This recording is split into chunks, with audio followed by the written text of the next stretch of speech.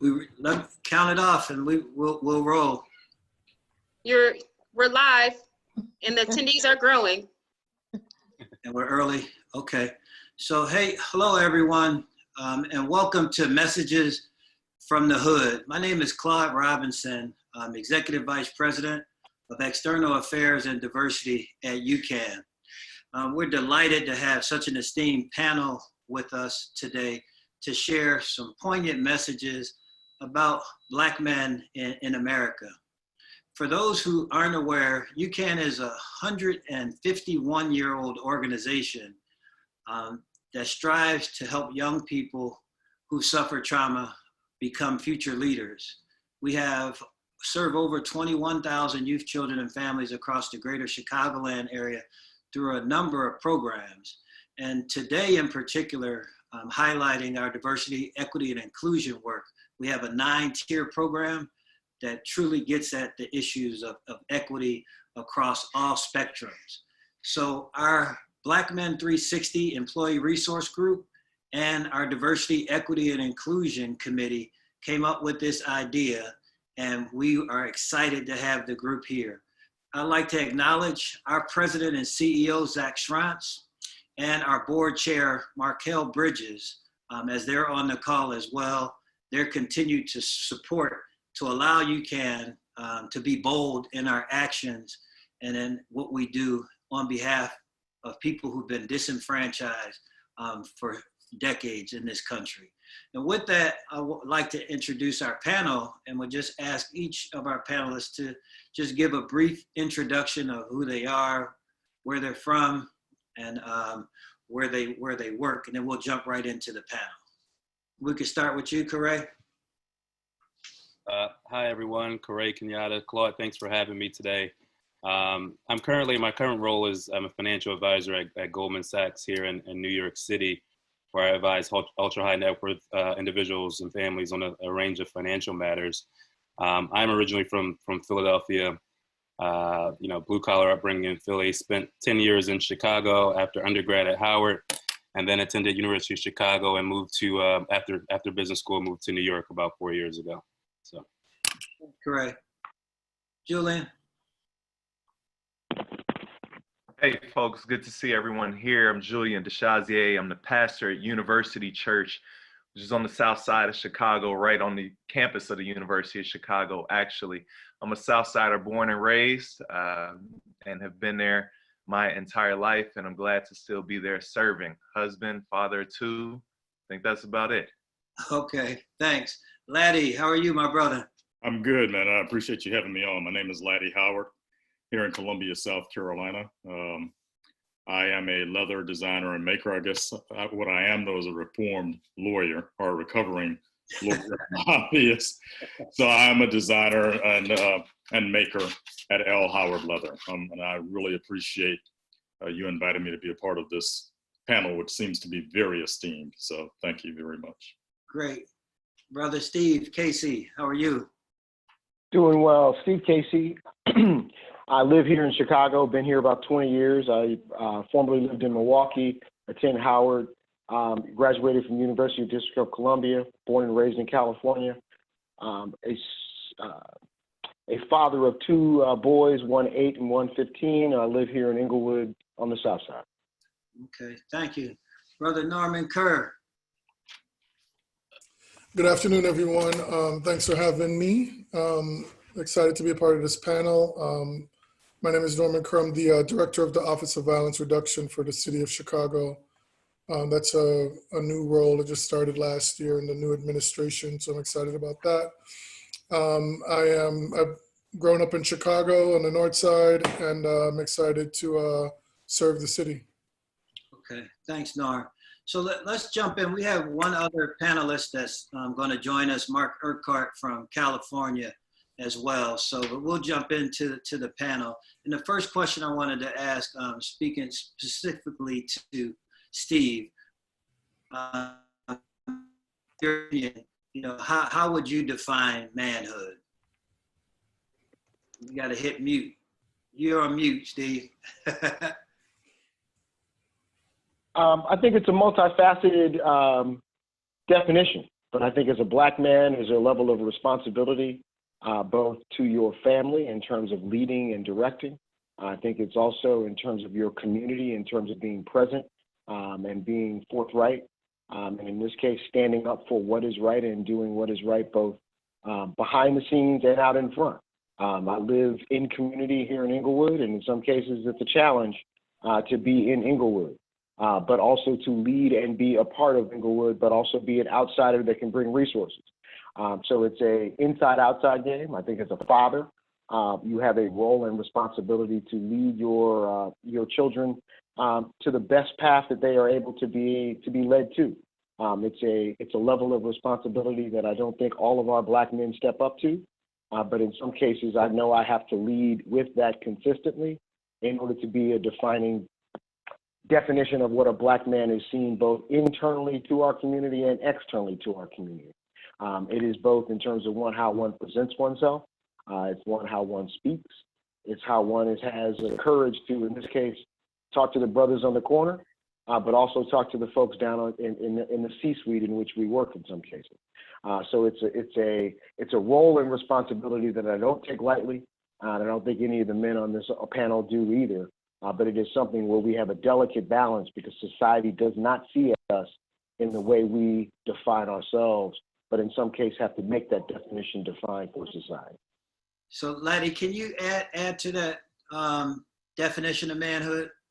Yeah, I always start from a position of reverence when it comes to manhood, because of the fact that I'm fortunate enough to have grown up with my father and both of my grandfathers, and I'm getting some feedback. Can you guys hear me? We can hear you. Okay. So I've always started, one of the things that I think that I've always taken note of from men, we're all strong men, is that we have a tendency when we become men to say, well, I'm a man. And so I can make my own decisions, what I say. I don't necessarily have to listen to anyone else because I'm my own man. And that has always been something that I've tried to steer away from. The thing that guides me most is what I have seen from strong men growing up, and I always revere that. So I start with, I guess, a certain amount of humility to the men who've paved the way for me as men in my family, as fathers, grandfathers, great-grandfathers, and I start from there. And then, of course, it's all of the things that were just said that I don't need to reiterate. But I do think that as men, a lot of times we do not start from a position of revering or necessarily giving reverence to the men who paved the way, and I start there. So. Okay. Julian, can you expound on that a little? Oh, I love what's been said, in particular around the idea of reverence and beginning from that place. I grew up mostly surrounded by incredible women and raised by them and raised well by them. But going to Morehouse really showed me something different in the sense that now I'm at an all-male school, and I had pretty monolithic understandings of how men existed in the world, and being able to be down there and see men talk and think and love and do all things in kinds of ways that I had never experienced before was really a blessing and a miracle for me.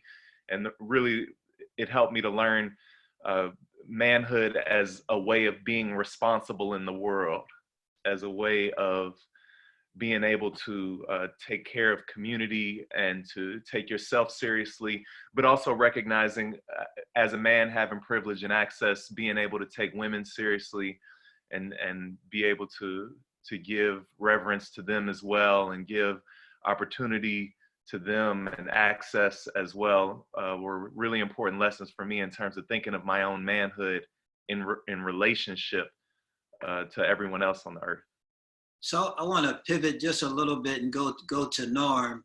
I mentioned, I heard reverence, I heard responsibility for those who come before you. And Reverend Julian, I heard you mention love. Norm, in that instance, a lot of the young people that you're working with and trying to be involved with here in the city of Chicago don't have that. And have picked up another model of manhood. So if you, can you, why are Black boys and Black men, why are they killing each other? So that's a really big question, Claude.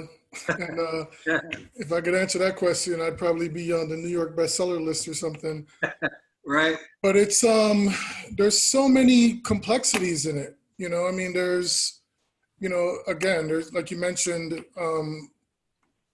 you know, the role models, right?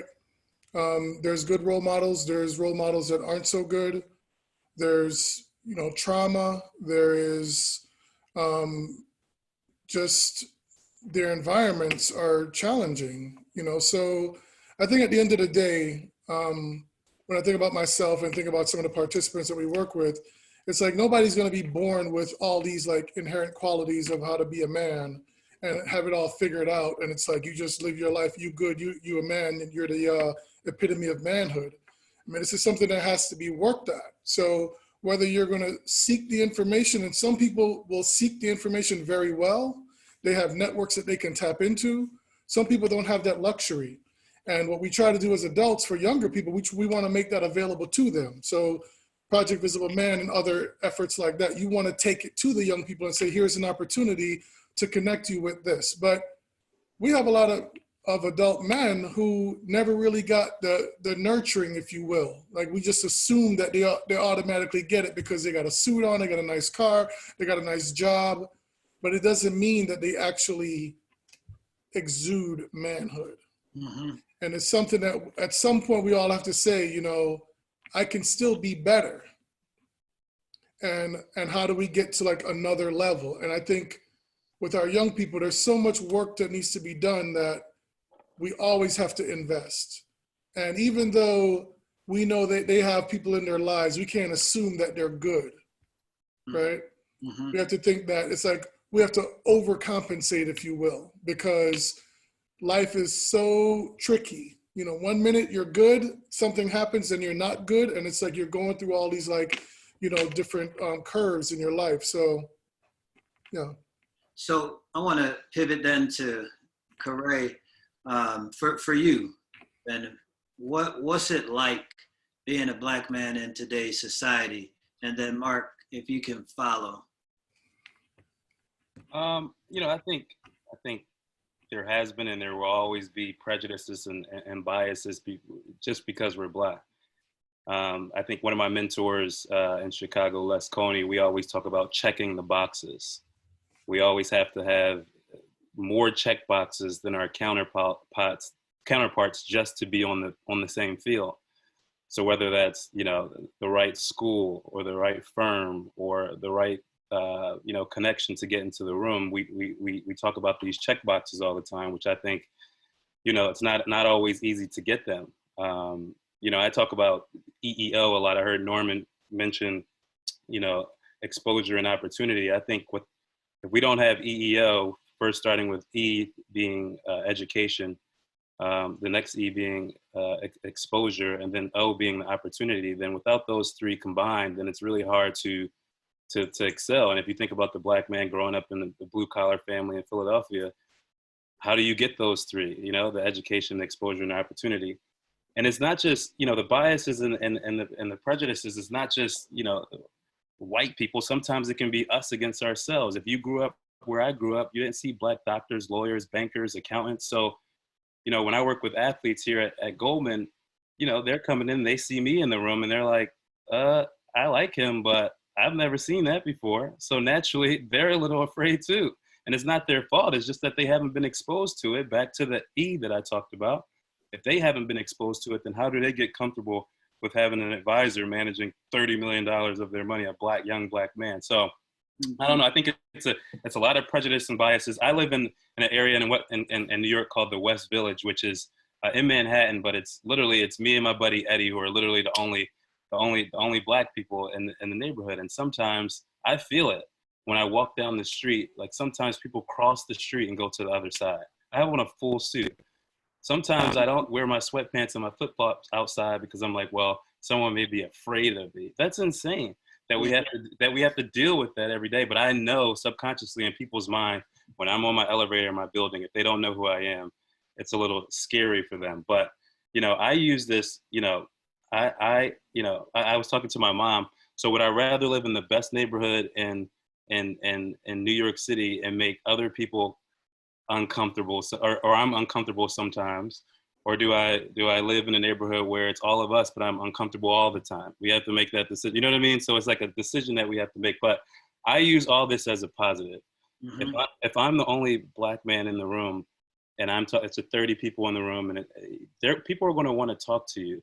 And if you have something positive to say, and if you have resources to give, and you have a story to tell, I think you can leverage that, you know, being Black as a way to get into doors and to get people to listen to you, because you're the interesting person in the room. And if you're the interesting person and you can deliver something to the rest of the crowd, it can be pretty powerful. So. Okay, and Mark's joined us from California. Mark, can you speak on that for you, what it's like to be a Black man in society? Yeah, definitely. First and foremost, let me apologize, Claude, to you and the panelists and the listeners for being late. Had some technical difficulties. So first and foremost, from my vantage point, I always think about what I represent, who I represent as a Black man. I always represent, first and foremost, my family. Second, I represent other Black men, and then I represent a race. And so a lot of times people say, why do you feel like you carry that burden? Because there are so many negative images portrayed of Black men in the media or from what people have heard or seen in books or in movies, that I feel like I have to carry that burden that I am different, or we are different, or you refer to me as that example who is not like what you've seen. And it sort of changes people's minds around being that Black man, especially in corporate America. I'm at a point where I'm always the first or only in the room. And over the last 28 years, it's been that case. So I always feel like I have to shoulder that burden. Right, wrong, or indifferent, I always feel that way. Okay, so pivoting a little bit, what ways do you think that we're misunderstood in society? You've talked about a burden and responsibility, and then oftentimes, even inside places that we work, how we are and who we are can be misunderstood, and oftentimes to our detriment based on what we're bringing to the agency. So can someone speak on that, ways that you're misunderstood?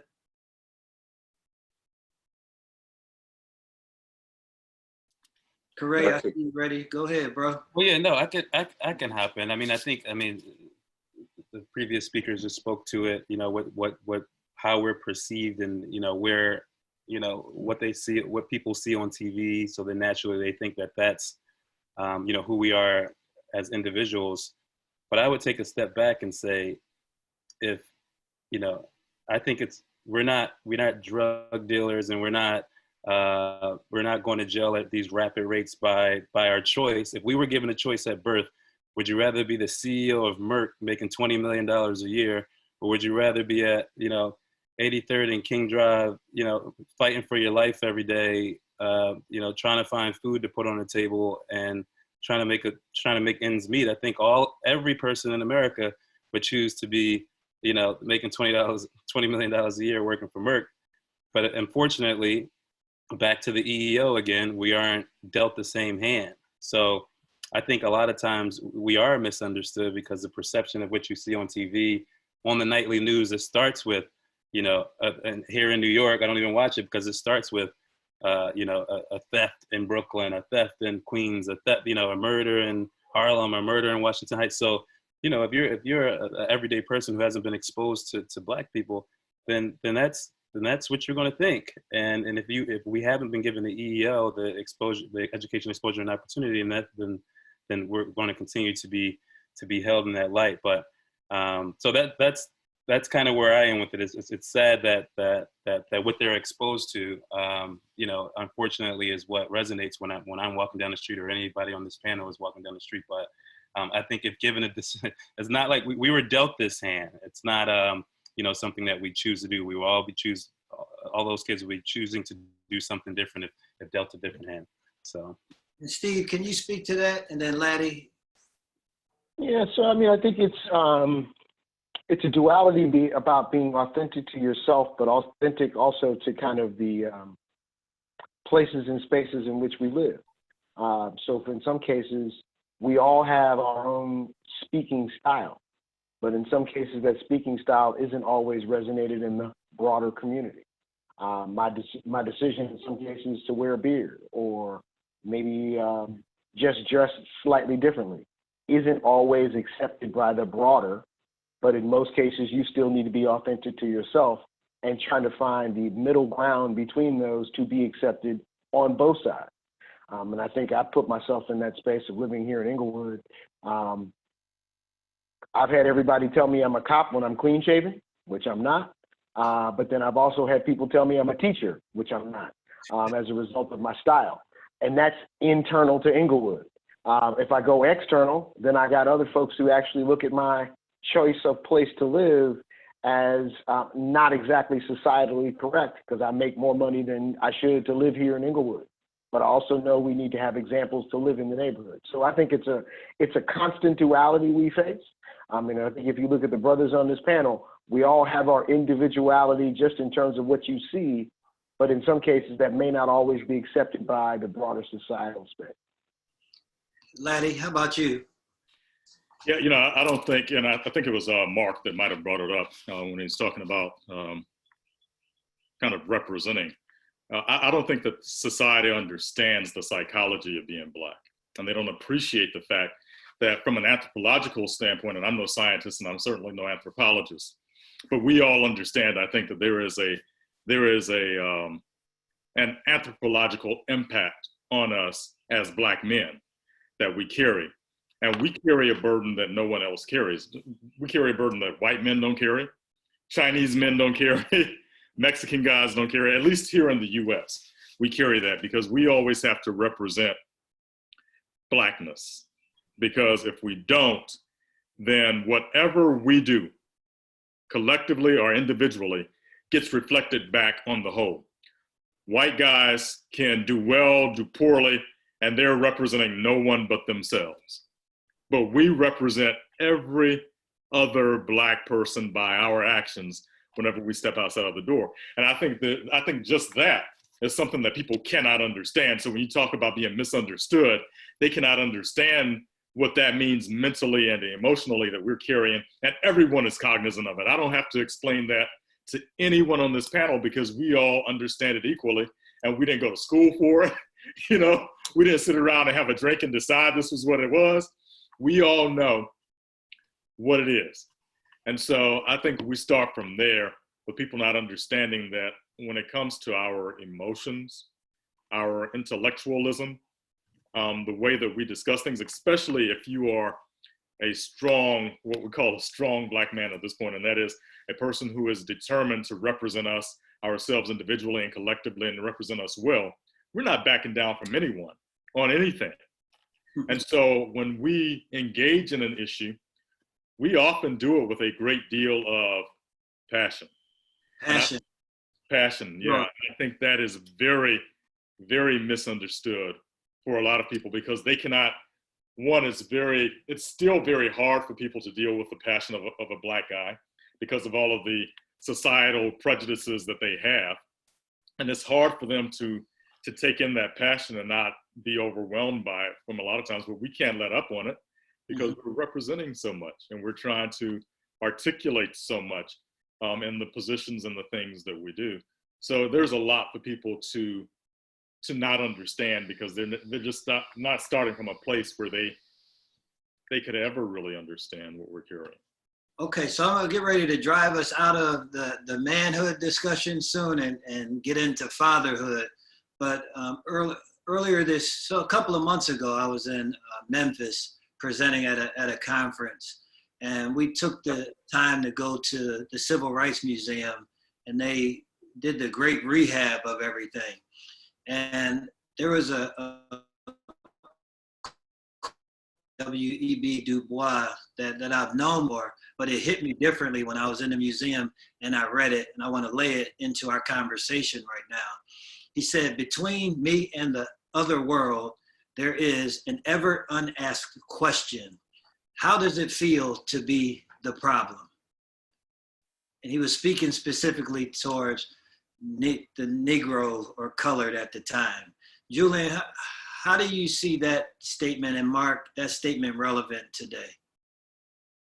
Well, I think it's glaringly true. I mean, I try not to see myself as a problem existentially, you know, because that's a tough way to get out of bed every morning. But I think that it connects with a lot of what we're hearing already in terms of expectations and recognizing that there are identities that are being placed on us before we get to form our own identities. And that much of the time we spend in our development and maturity, that process is responding to identities that we have inherited, as opposed to having an opportunity like other races do of forming your own identity, creating it on your own terms, having the privilege to do that. We haven't had that, but not only being the problem, but you know, the burden of trying to rise above that and be a part of the solution, you know, and that the moment you get some education or you get a little wealth, or, you know, you start doing okay and not living paycheck to paycheck, now you're wearing your entire family's destiny on your shoulders and everything that you do, you know. And so the burden,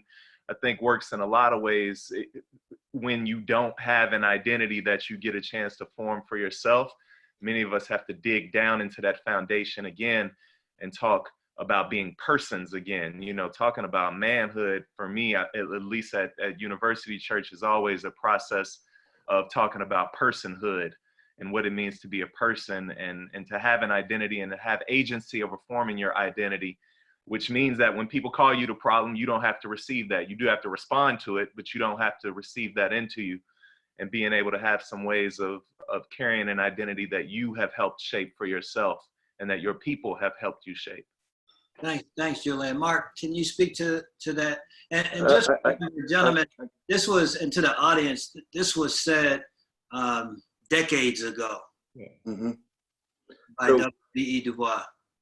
So one of the things I always sort of resort to is not what they call you, it's what you answer to. And so I've never looked at myself, and people should look at themselves as a problem. They should look at themselves as the solution. And so what can you be? What can you do to be the solution? Because when you look at yourself as part of the problem or the problem, then you're starting from a negative, or you're starting from a deficit. And we should always look at ourselves from a positive. And as a race, we sometimes take that victim or take that deficit position. And if all the successful people that we've ever known have undergone some sort of adversity, but they've never looked at themselves in a negative light. And I think one of the things we have to start with is, yeah, we have problems, but we're also part of the solution. And we have to start from that vantage point. If we don't start from that vantage point, it's a downward spiral. It's a self-fulfilling prophecy and a downward spiral. Mm-hmm. Okay, thanks. I want to jump to mystery question 1 for everybody, okay? And we all answer this one on our own. Norm, let's start with you and then go to Corey. Why are you shaking your head, bro? Daily, what brings you deep joy? It's going to sound really simplistic, but the morning brings me joy. Waking up in the morning, if it's a sunny morning, that's even better. But the fact that I can have some peace in the morning, some calmness, think about what I'm going to do today for that day, that brings me joy. Mm-hmm. Okay, thanks, Nora. Corey? You know, I think what brings me joy is, you know, I live by the mantra, like, you know, relationships have as much to do with your success as your raw intellectual ability. And another one is you're one relationship away from greatness. So, you know, I started a networking series in my apartment here with 10 people. And now, you know, there's 250 people who come to this event every month, and it's fully sponsored by big brands here in New York and brands that you guys would know, Airbnb and Lyft and things like that. But I say that because I've always enjoyed being the connector and connecting people. You know, I come from a diverse background in Philly, you know, all the way to the highest level of finance at Goldman Sachs and everything in between, from Howard to LaSalle Bank to, you know, University of Chicago. I just like bringing a lot of people together and seeing them organically connect and work on positive things together. So, you know, 80% of the crowd is African American. So if I can have a banker over here connect with a private equity exec over here, and they come together and they make something happen, then in an altruistic way, I just love that I was able, given all my experiences that I've had in various different places, you know, from the inner city to Goldman, if I can connect all those things together and people are benefiting from my shared experiences, then I think that's truly a great thing. To see an MD at Goldman talking to my friend from my neighborhood in Philly, and they work on something together, I'm like, that never happened if I didn't have those experiences. So while I do the event to try to bring in business, at the end of the day, it's starting to become something that, you know, that I enjoy doing because it brings people together. It's raising money for nonprofits. It's doing up. And Claude attended in Chicago in February. I appreciate that. But I just enjoy that event. It just gives me joy every time. It's a lot of work to put into it, you know, but at the end of the day, when I see people connecting in a way, you know, for economic or personal gain, it does a lot for my soul. So, yeah. That's what I think. So Steve, what brings you joy? Well, you took the morning, and Corey, you took the connector, because both of those are things that in some cases do bring me joy. I mean, I get up, I'm an early riser, and as in my life, my background has been a part of the Urban League and the Young Professionals, both nationally and locally, and in some cases, connecting people and resources. But in some cases, I do my best thinking and moves early in the morning. And in some cases, it's ways to make sure that that day is productive and full of growth. So I get up in the morning early and do those things and make sure that my day is full of connections and growth, both for myself, but also my community as a whole. Okay. Laddie? I'm gonna cheat a little bit, and I'm gonna take two answers because Okay. one, I have to say my family. Since this whole virus, the corona issue that we're all dealing with, my daughter, who's 20 years old and a junior in college, is forced to be home with us. And so everyone is in the nest. And I've just simply enjoyed having everyone in the nest, and getting up every day is almost like having a cookout every day. I love it. I love that. It's the simplicity of those things. But I'll have to say, as a creative, Claude, you know that I have found my purpose and passion in life as a creative. I had almost a 20-year career as a lawyer and lobbyist. I'm still a lawyer and all of that, but I don't practice anymore. I am this designer, which I never intended to be, never thought I would be. But it brings me extreme joy to have found this purpose and passion in my life, and to be able to distinguish myself across the country doing that, and to not have to do it as a Black designer or any of that. My work is able to stand and not be distinguished by color or any ethnic reference, and to be appreciated for that against anyone. And that brings me extreme joy. Yeah. So, and for those on Facebook Live and those that are on this Zoom panel, Brother Laddie's work is top line. Check him out. Laddie Howard, you want to do your website? Anybody that's seen the mask that I'm wearing and stuff like that, that's my man's work right there. It's strong. So I appreciate that. All right. And Mark, and then that's it, right? We'll bring, I think I know your answer, but I'm gonna let you rock out. What brings you joy? My family, definitely. My family, my three children, my three grandchildren now, bring me the most joy. And just to steal a little bit from Laddie, with this COVID-19 crisis, unprecedented in our world's history, my oldest daughter did contract it, and she was hospitalized, and she's come through, she's fine. So it really hits home. And then also too, I'm a native of Philadelphia. I had a very close friend of mine pass away from complications of COVID-19 last week. So for me, my family, is definitely what brings me joy. Okay, so I want to go into marriage now. If we could tell the audience just how we talked about family and things, but for those who are married on the call, what makes your marriage work? Steve, let's start with you. You just celebrated 20 years, brother, last week of marriage. So what makes your marriage work? Perseverance, communication, recognizing there's no real model, but there is a model to move it forward.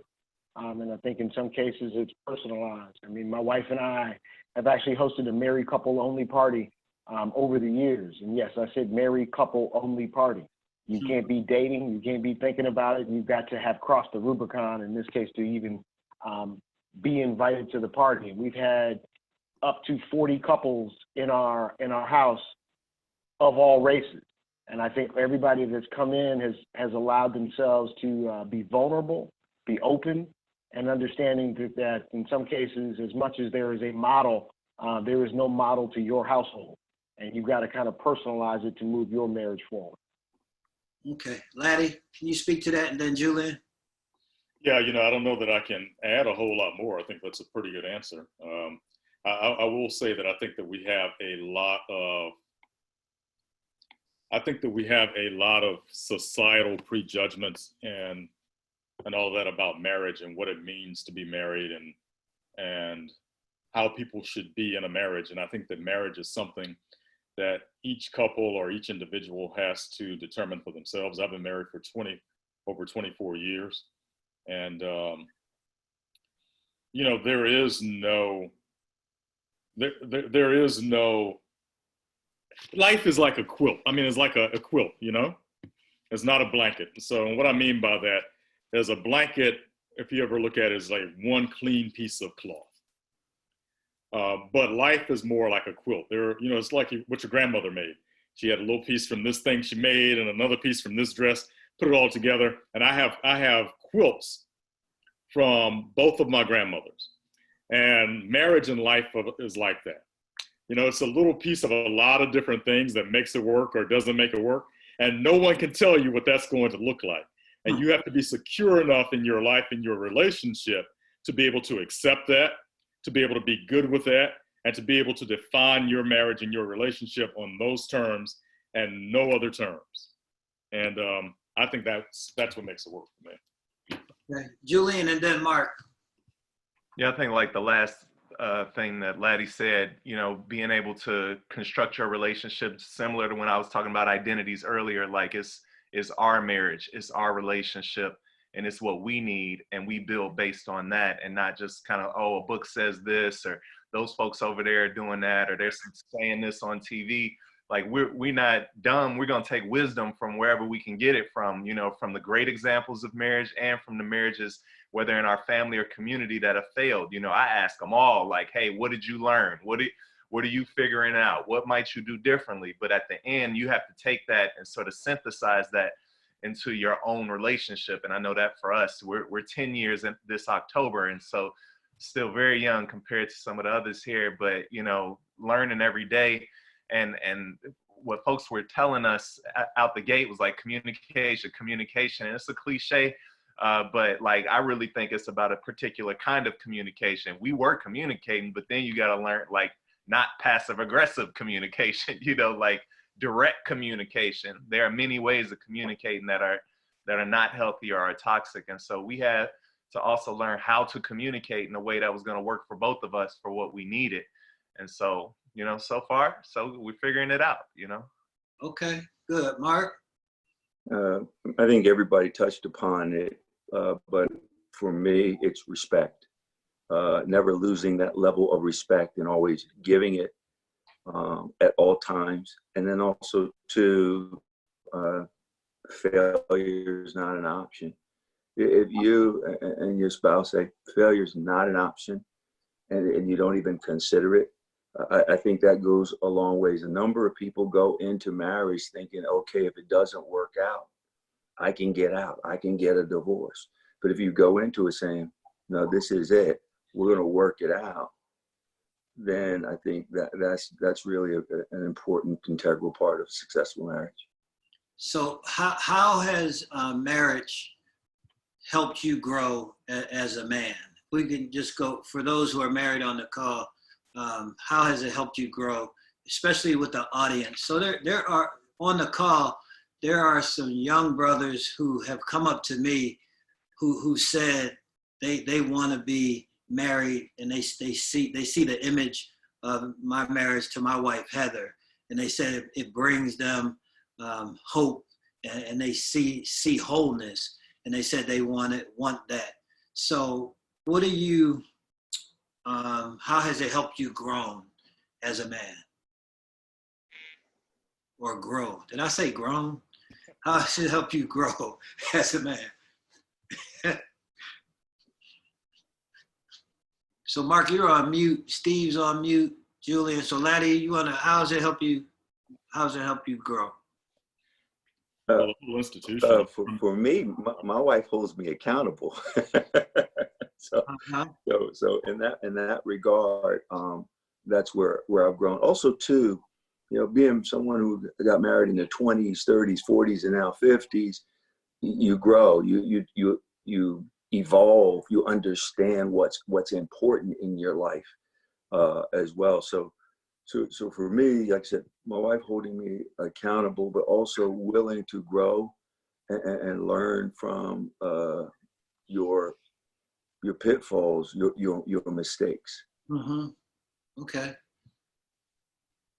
Laddie, and then Steve. Yeah, so taking care of a family, when you have children, we have 2 children, a 20-year-old daughter, like I said, and a 16-year-old son, and just the responsibility of being a man, of carrying that. You're going to grow out of your selfishness, because I don't care what anyone says. Relationships are very selfish endeavors, especially at the beginning. No one gets married or gets into a relationship for the other person. You get into a relationship for yourself because they're pretty or they're fine, and you think they're going to give you this or give you that. And then as you go on, you want to maintain that. And so hopefully you become less selfish in your relationship. And certainly when children come into it, you enter a period of selflessness because you have to. And I think that we all go through that process. And I think being present, being aware of that progression from selfishness to selflessness, and then for some of us back to a period of selfishness again, maybe. But I think just the responsibility of that and the awareness of that, you grow because you understand, okay, yeah, I was selfish, or I am selfish in these instances, but I have to be selfless in these instances because this is where I am.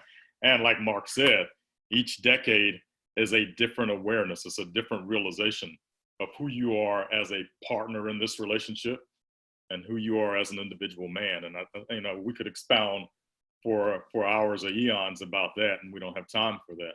Mm-hmm. But in a nutshell, I would say that is how it's helped me to grow.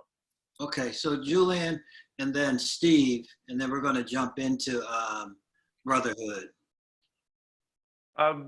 Yeah, I don't have much to add. I think that it has taught me a lesson, which, especially if there are young brothers who are listening right now, a lesson which I wish I had taken more seriously as a teenager, which is just that, like, we were not just put here to be, but we were put here to be in relationship with. And so we spent a lot of our most developmental years, like, learning how to be within our own self. That's really important, but not a lot of time, especially when we're younger, learning, oh, this might work when I'm here, me by myself, but if I'm going to be in right relationship with this person, that ain't going to work.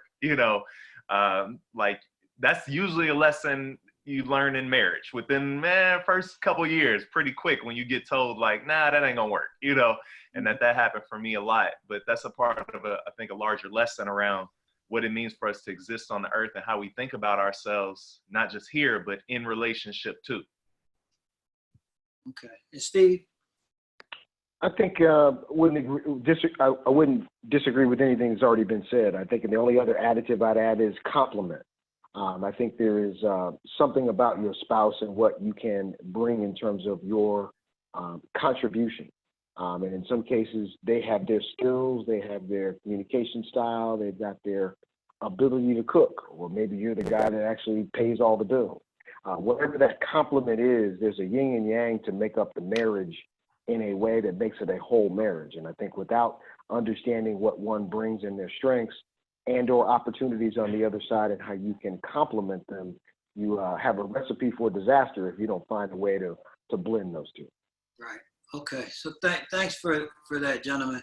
I want to go. I was thinking when I was younger, Fat Albert used to be one of my favorite cartoons.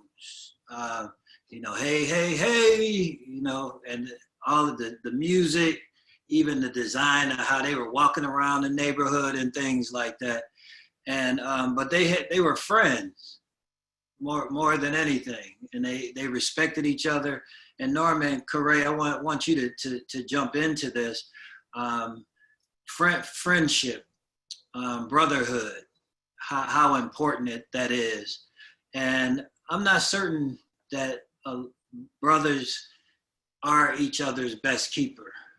From my travels and seeing and then listening to some of our conversations, even last night, watching The Last Dance, it bothered me that there's still animosity between Isaiah Thomas and Michael Jordan. They respect each other, but you could see there's something still there, between these two excellent Hall of Fame brothers at the top of what they did. So Norm, can you chime in with us, and just from what does friendship mean to you, and can you share kind of the importance of it? Yeah, first I want to say I haven't seen The Last Dance, so you don't ruin it for me. Okay, don't spoil the surprise. I won't say anything else. I can see the eyes rolling and everything. You guys can't believe it, huh? Sorry. They win. Spoiler. I haven't seen it either, so. They gonna win at the end, all right? Yeah, don't tell me if they won the championship or nothing like that. I don't want to hear that yet. It's DVR'd. So friendship is an interesting thing, because when I look at my life over the last, however old I am, decades, right? There's different turning points that I see, and a lot of it was based on relationships. So whether it was relationships that were in my life and were helping to influence me positively, or relationships that I had to sever because of the path that I was going. Maybe it was something that was negative. And I think it's important for us to go back and look at those things, because sometimes I run into people who I'm no longer friends with, and I was like, man, what really happened there? Sometimes I don't remember why we weren't friends anymore. And it helps build us and understand like who we are, right? So I really want to make myself better all the time. And I want to be more intentional about who's in my life, and not just coast through life. So there's people that are in front of us all the time, and we just kind of hang on and just roll with those people. And we don't make the conscious decision and say, you know what, I don't want to be a part of this. It's like, oh, they live on my block. We go to school together. We go to the gym together. And it's like, then you're just there in it. And I think we have to be more intentional. So what I find myself now is, I've been having relationships with a lot of younger guys now. So I'm 50, and I have friends that now are like in their 20s through work and other endeavors, in their 30s, certainly guys who are in their 50s and 60s, but the younger guys, I'm questioning myself about what are they getting from me? And how intentional am I about really imparting things into their life? So we may have a connection around sports, or they want relationship advice. And I find myself using that opportunity to provide more of my experiences. Maybe it could be something that's in the form of wisdom to them or something like that. And I think about, did I have that growing up? I mean, I had a father clearly, but my father didn't really give me nuggets like that. We didn't really talk like that. My dad he didn't really share much.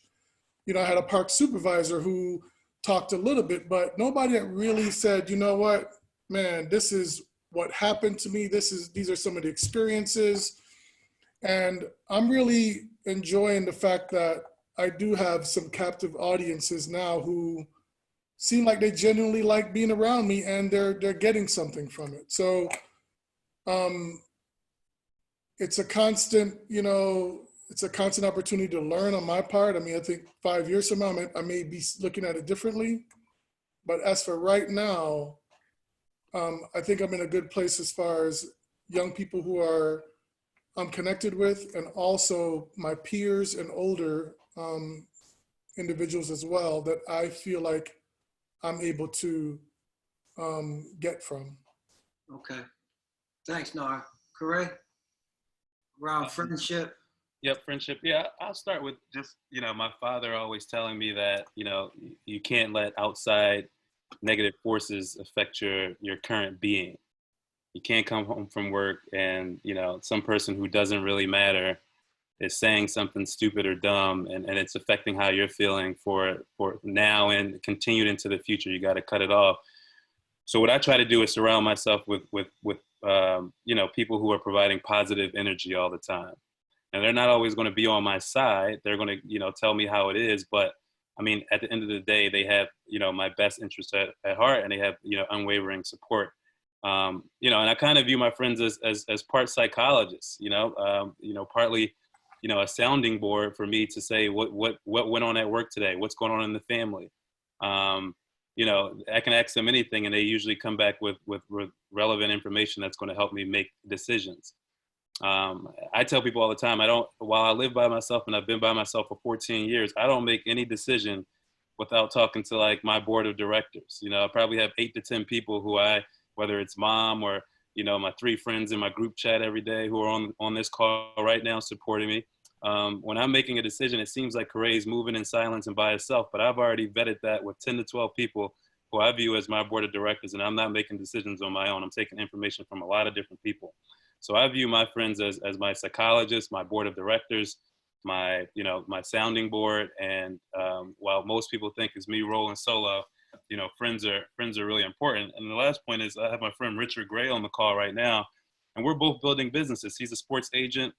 I manage money for a living, some athletes, and we're going through the same thing that I mentioned earlier, where sometimes, because we're not upstarts, we've both been in the business for 3-4 years, but we're not getting the relevant respect, or, we have a client, but we lose it because we don't have the experience, or we're not perceived to have the experience. And we are literally, I'm not going to say crying, but we may have lost some big deals together where he lost one, I lost one within a month of each other.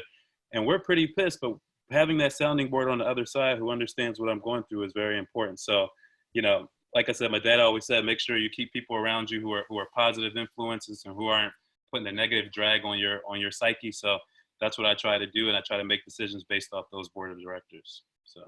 So Julian, can you speak to friendship really quick?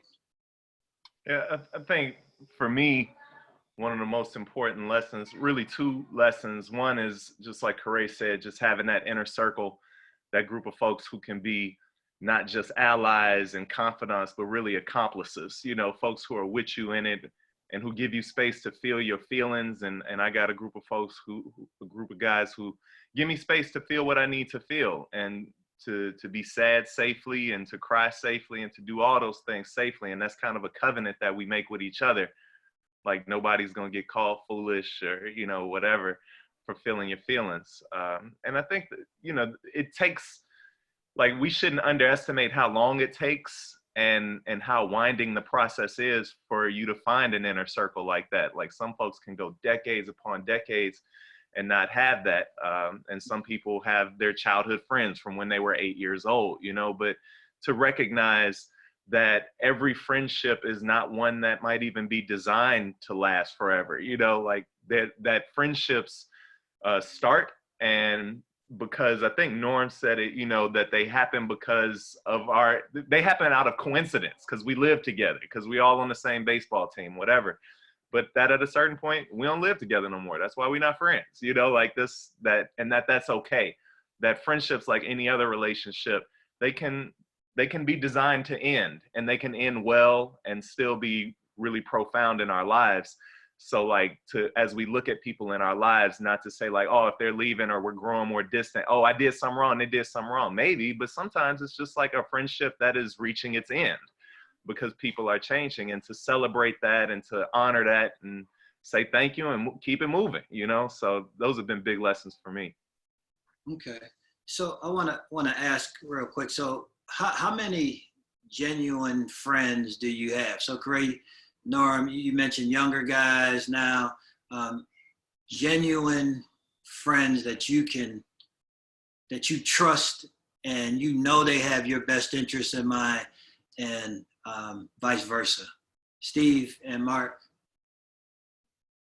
So I probably have maybe 10 at best. They are fellows that I've met back at Howard. We've been friends ever since. We've been in each other's marriages. We've been in each other's divorces. We've been in every other loss, from fathers to mothers to siblings and what have you. And I think they found ways to weather the time. Outside of that pack, it gets short because at some point, those, as Julian said, those friendships come and go. But there's some enduring ones that I think allow us to be the men we are today.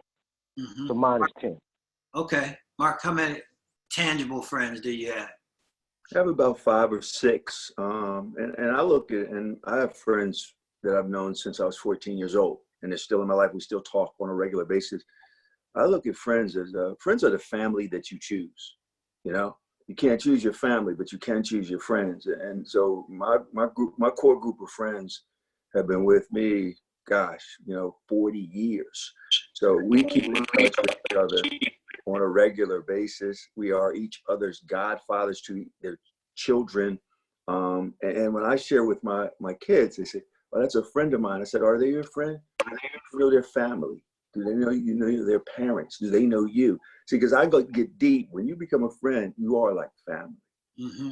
My friends are there to the end. And I don't just loosely call somebody a friend. They could be associate, colleague. But if you're a friend, you're basically a brother or sister. Laddie, how about you on the question? How many, die are your boys legit? Yeah, well, I'm in a friendship deficit in some regards, I think, because I'm one of those guys who I like older guys. Men, we're really honest with each other, and so a couple of the really good friends that I have died because they were in their 70s, and they've just, we've had to deal with that. So I guess what I have left, because I don't have anyone in that category anymore, aside from my father. I would say probably real friends, 5 or 6, Mm-hmm. Okay. And I think it's important. I wanted us to just broach this conversation because people tend to approach marriage and then approach friendships lightly oftentimes, and then become pretty disappointed when things don't go, if they're betrayed and things like that. So for those that are watching on Facebook Live, and the same thing on this Zoom panel discussion, hearing your perspectives on friendship are vitally important as you're choosing the people that are going to be in your life, because the level of trust, that you have for your friends, or like Mark is saying, that would be family, should have zero boundaries. There's a deep level of trust that's there. So, and I would say I probably have 4 as well. Not many at all that I truly trust. So can we talk about how you move past problems in your life? So how do you approach disappointment and defeat? Yeah, I see y'all thinking a little bit. I mean, the really quick answer for me is I use my faith, but even beyond that, because that can sound a little cliche to folks, is I recognize that disappointment, disaster, chaos, joy, peace are all a part of the human experience. You hear my 7-year-old daughter back here right now. This is her birthday today, so it's time for me to jump off of here soon. But But, you know, just recognizing that those are a part of the human experience and that I need to process those the same way that I do the best days of my life. That is, take the wisdom out of them and try to move forward with how I can build and grow into the best me that I can become. You know, the good and the bad. In my faith tradition, I'm a Christian. You know, it says in our text that those things are kind of irrelevant to God. You know, that they are not seen the same kind of way. You know, we got to look at every moment of life and treat it the same way. So. Okay. Mark, can you talk about that? Disappointment, frustration. Sure. And this goes back to, evolution as a person. I saw something recently, well, I shouldn't say recently, a few years ago. It's you don't lose, you either win or you learn. And I've kind of taken that kind of perspective, that your disappointments, you learn from them, your setbacks, you learn from them, you evolve, you grow from those experiences. So what I've tried to do is, because we all know our disappointments, our setbacks are much more lingering, or they stay with you longer than your wins or successes. And I'll be quite frank with you, it's true. And so I've just tried to learn from those situations, and then also to impart that knowledge on your children or the people in your life that you care about, or people that you come in contact with that are going through similar situations or similar experiences. That's what we're here on earth to do, is to help people. Okay. Norm, you're on mute, bro. There we go. There you go.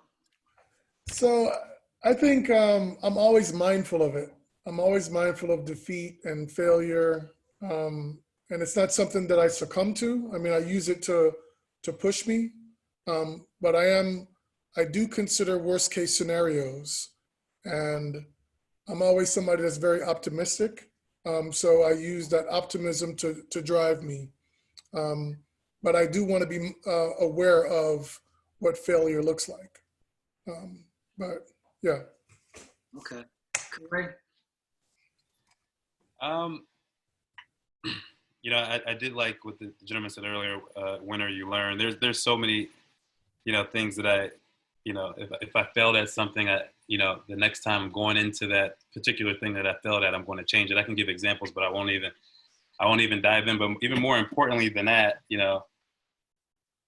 I lost it, and I know I speak about business a lot because that's just the world that I live in, and I'm always chasing new opportunities and such. But last year I lost a deal, and I was just laying in bed, and I was just like, I don't even want to go. And then I thought about, the main mantra that I tell people every month at my event is, you're one relationship away from greatness. So, while you're laying in bed and you're talking about the lost opportunity that you had, and you're canceling meetings that are on your calendar because you don't feel like catching a train to Midtown, then you may be losing out on an opportunity that may just pass you because you're talking about the last opportunity that you lost. So the thing that keeps me going all the time is saying that I'm one relationship away from greatness. And that relationship literally can be on this call. It can be on the next call I have in an hour. It can be, at the coffee shop. It could be at a black tie event. It can be anywhere. But the thing that keeps me going is knowing that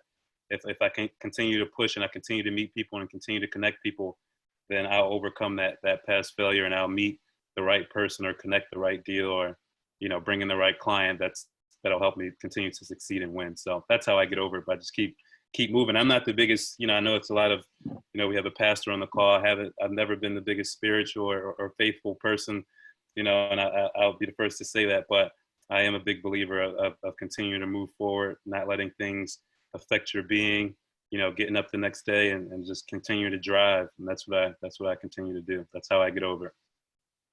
Okay, so we're pulling up pretty close to our time. It was 1:30. So I have a couple of chat questions that are kind of interesting. So, but I wanted to end this part with, if you could just share one thing that Black men can do to build each other up for the audience, that'd be great to hear. So we start, Steve, with you, and then Laddie, and then go to Mark. I would say support. And it's support in a variety of ways. In this case, it's through that friendship lens. It's through the brother you don't know. It's through pulling up, as Norm said, pulling up some young brothers, but also supporting our older brothers. And I think in some cases, we lack sometimes that support in order for all of us to collectively pull through. So what I'm looking for is a broader level of support amongst Black men. And I know I work in philanthropy here at MacArthur Foundation.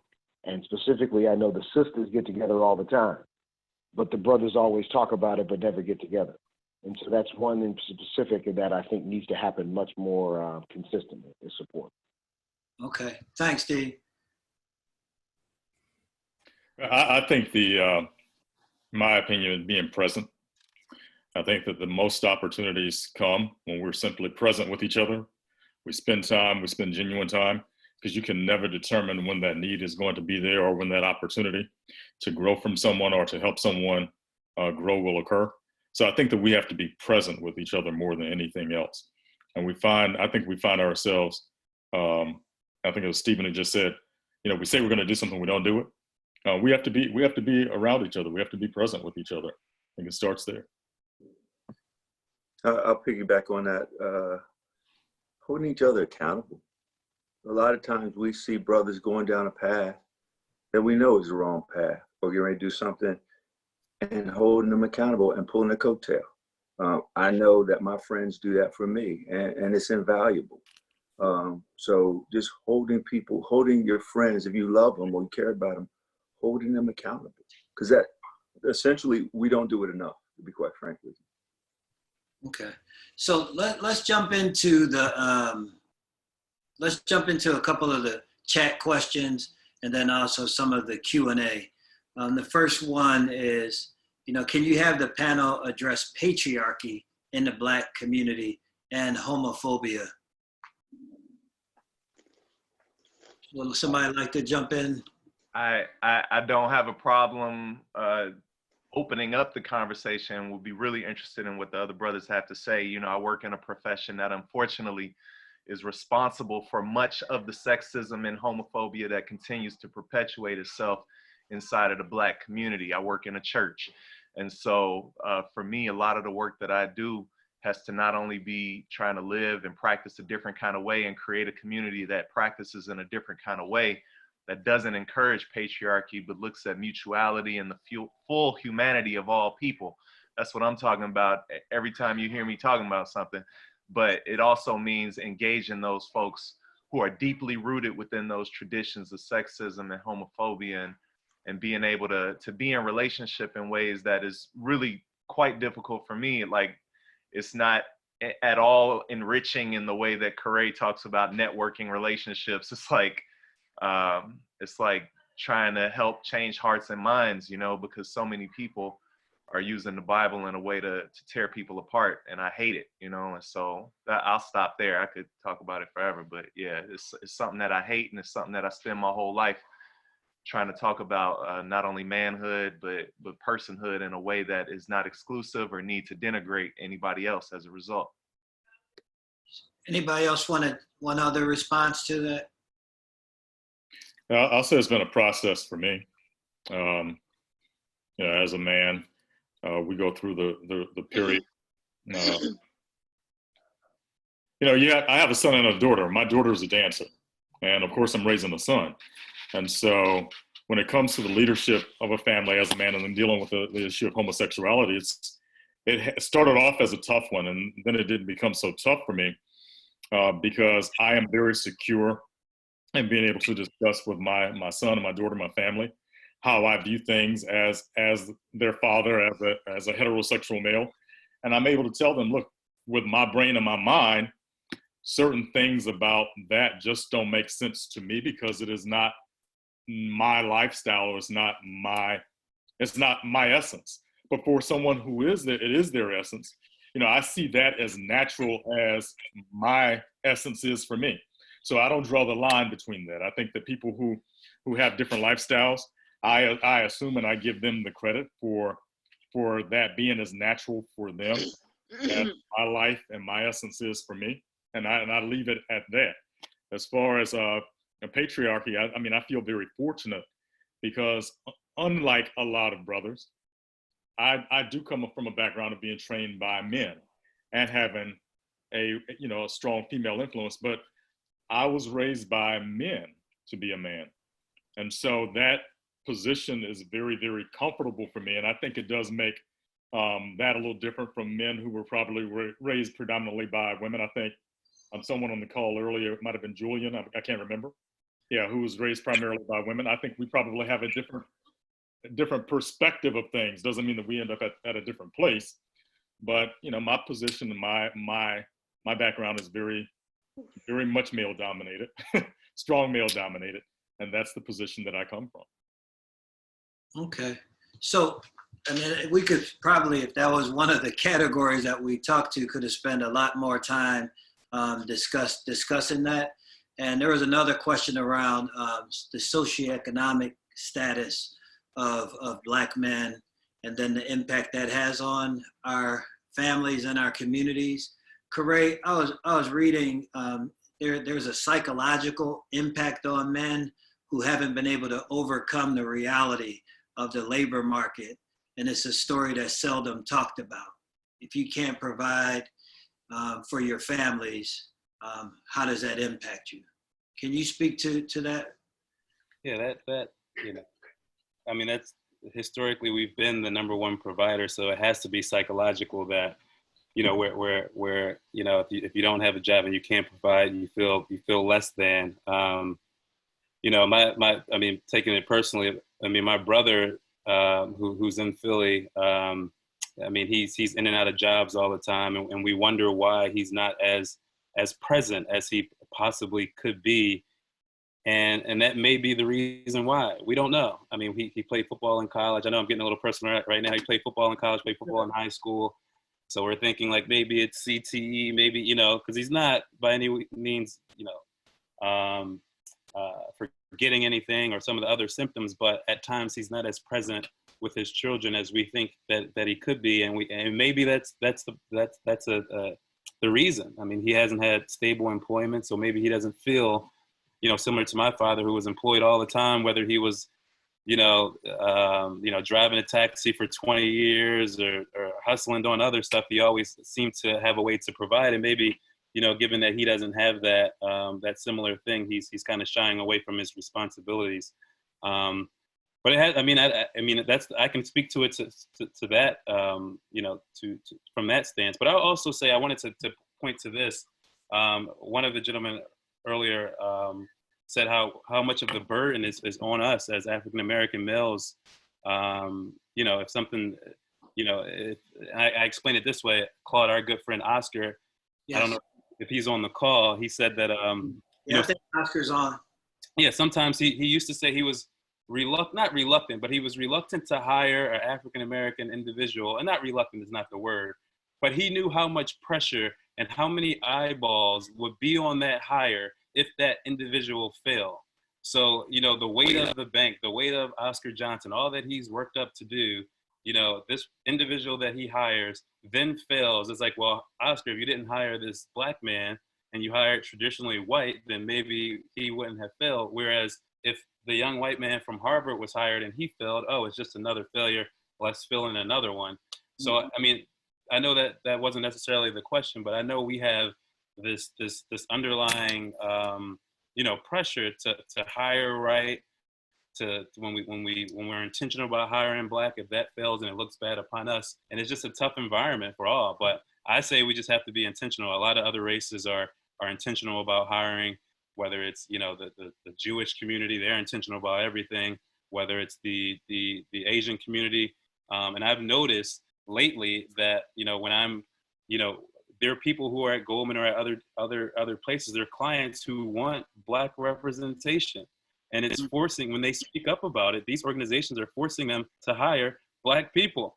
Because if you want my $1 million a year fees that I'm paying you, I want to be represented by somebody Black. So then Goldman and these accounting firms are going out and hiring Black just to make sure that they don't here, I'll pay you $200,000 to not lose out on this $1 million in revenue. And I think we have to be more intentional about that and making sure that people are represented by who they want to be represented by. But it's tough. I know I rambled about that, but it's a tough dynamic all the way around for sure.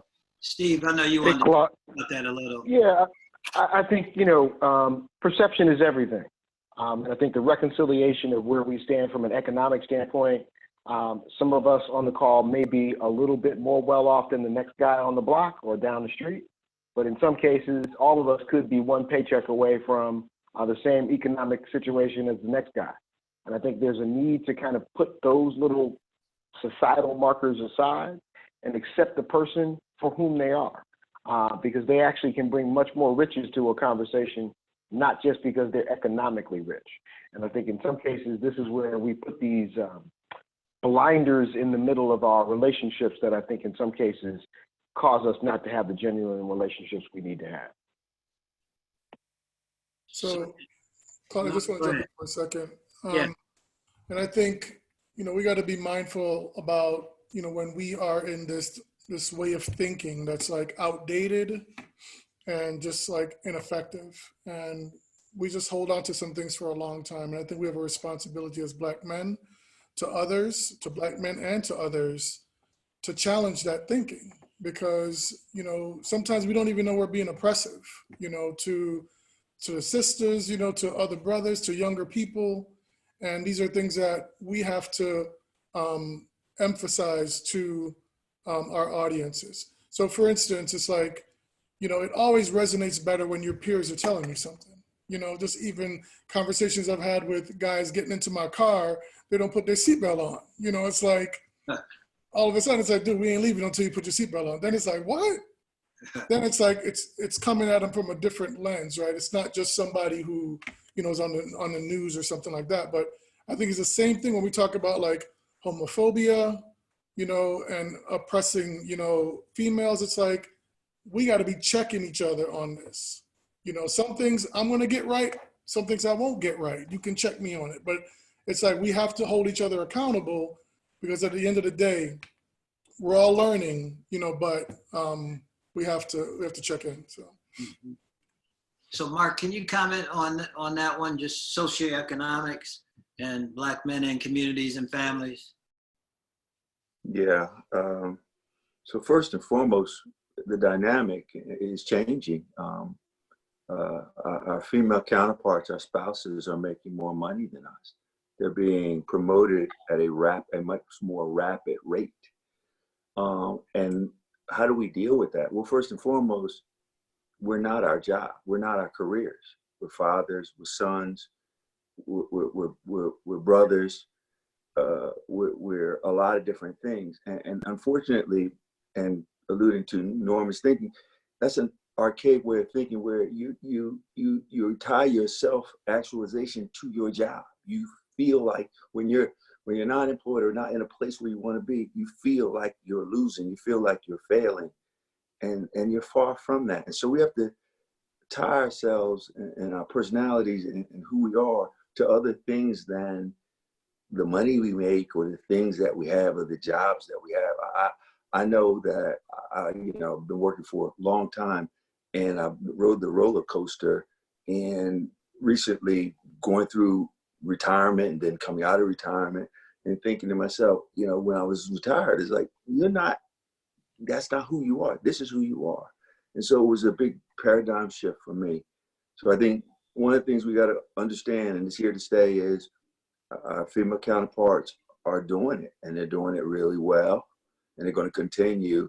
And so we have to, that the man is the breadwinner and all that stuff is out the window. We have to look at the world differently, and we have to self-actualize through other things other than our career and our jobs. Okay, so we're getting real close now to the end of our time together, the panel. And I only have one other question, and then I'm going to toss it over to Titani Harris to make a statement towards the panel. When we talk about my wife's phone going off, so when we talk about working in America. Oftentimes, Laddie had talked about it. He can distinguish himself and doesn't have to be cloaked under any ethnic or gender strata. But a lot of us still work in industries where the top and the board is Caucasian. Can we share? There's an actual fox that just ran past my window.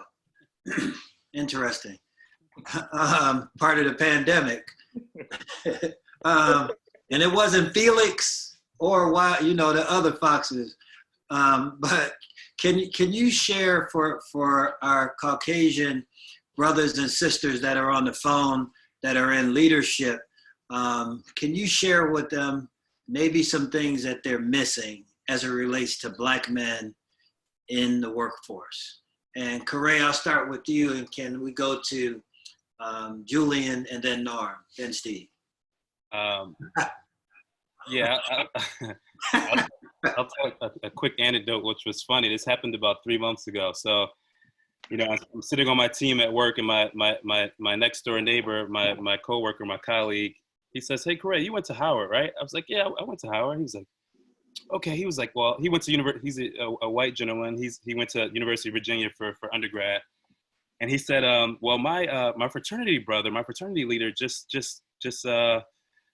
just joined. Well, he just first year law school at Howard." And I said, "Oh wow, is he Black or is he white?" He was like, "No, he's white." And he was like, he said, "What percentage of Howard is Black?" I said, "Well, undergrad, it has to be like 99.5%, but in the professional services schools, it might be, I don't know, 88, 90%. He said, "Let's look it up." So we look it up, and it's 96% in the law school, something like that. And he said under his breath, but out loud enough for me to hear it, he wasn't trying to hide it. He said, "Man, that must be tough for him." And I said, "Wow, Andrew, do you hear what you just said?" And he said, "Oh my God, I was like, do you realize that Goldman Sachs is 96% white? And do you realize that I'm 4% Black? And every day that I walk into this office, I am in the minority." Yeah. And he didn't even realize it because we went to the same schools, similar, we're sitting in the same seat and all that. But sometimes they don't even realize the privilege, I guess, that they walk around with every day by just being white. And now he's brought it up several times, like, "Craig, I'm so sorry. Like, it's crazy that you have to not that you have to deal with it." But I when I said that, when you flipped it in reverse like that, I didn't realize that. So I think it's important that I forgot. Tell me the question again, Claude. I forgot because now I had something else to say. Shit, I forgot too. In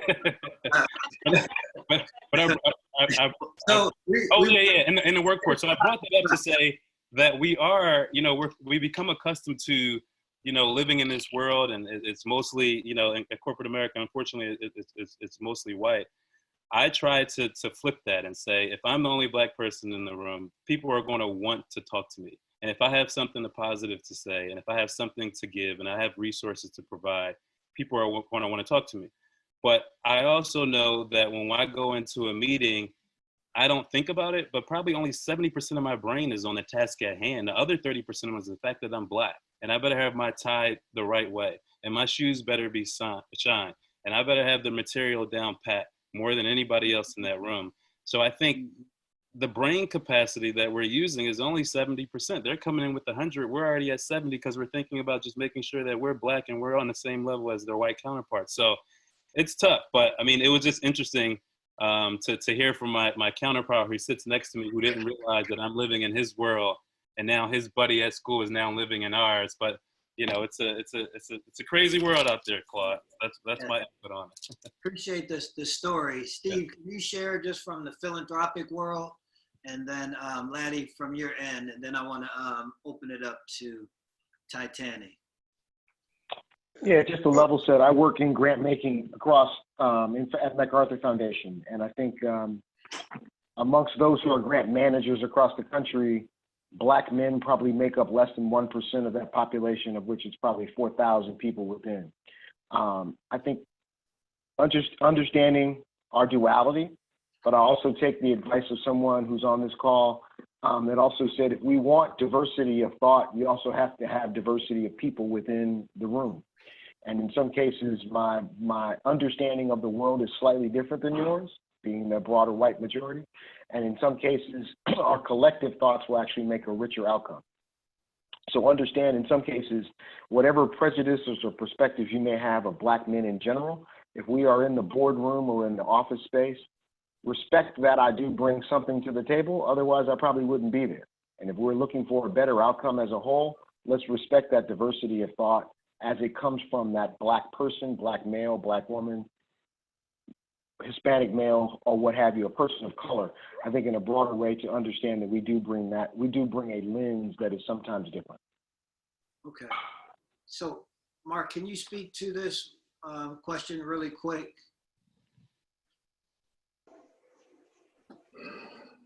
You know what, Claude, I'll be quite frank with you. I really couldn't add any much more than what's already been said. Okay, so from me to each one of you, there's a deep appreciation for agreeing to be a part of the conversation. And given where Black men have been, where we are, and then hopefully for our children where things will be, that will be models that people can look back on and say, this is a model of manhood that we want to follow and aspire to be. Oftentimes, I think we minimize and we dumb down who we are to the point of Laddie talking about passion in the workplace and how it's misunderstood in so many ways. And then oftentimes where we then are dismissed because of that misunderstanding. I'm hoping that those that are watching can see the deep concern for humanity that all of us have and how we want America to be what it was built to be, the ideals at least.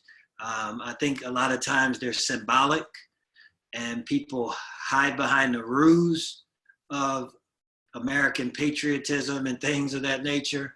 And I would ask those that are on the call to continue to join us in this conversation, in this narrative, and one that Black men can be lifted up and seen for who we are in society. So I appreciate each one of you in New York City, South Side of Chicago.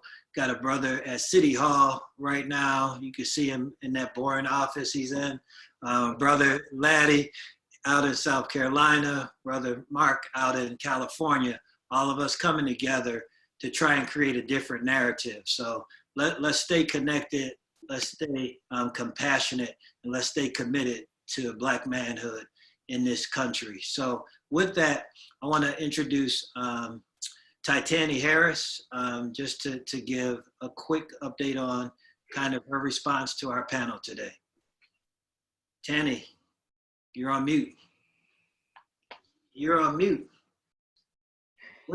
There you go. Good afternoon, everyone. go. Good afternoon. I'll try to make this quick, as I know everyone's anxious to get off the panel, but I want to thank Claude for having me speak a little bit. My name is Titani Harris.